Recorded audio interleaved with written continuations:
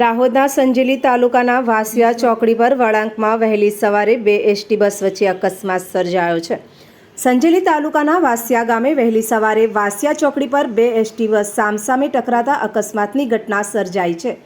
આજે સવારના વરસાદી વાતાવરણ અને આજુબાજુ ઝાડી ઝાંખરાના પગલે ધુમ્મસ તેમજ વળાંકમાં ઝાડી ઝાંખરાના કારણે અકસ્માત સર્જાયો છે તેવું હાલ જાણવા મળેલ છે.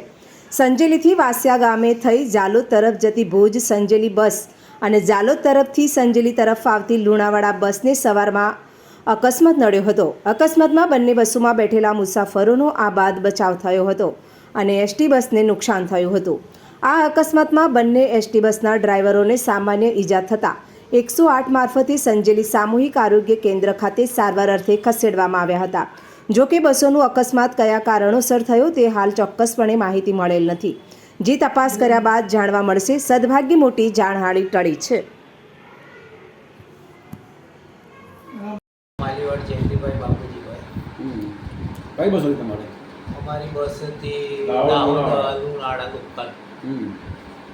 કઈ જગ્યા બળા ઘટના બની?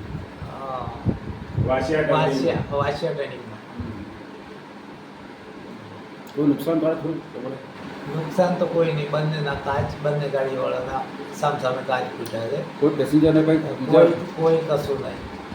અમને ખાલી એક્સિડન્ટ જમણે પગ થોડોક સામાન્ય ઠકોર લાગેલો છે અંદરનો, બીજું કંઈ નહીં. આ એ રોડનો થોડોક પોલિસીવાળો હતો અને ઝાડવો આગળ હતા એટલે બધે ટર્નિંગમાંથી ગાડી નીકળી એટલે જોવામાં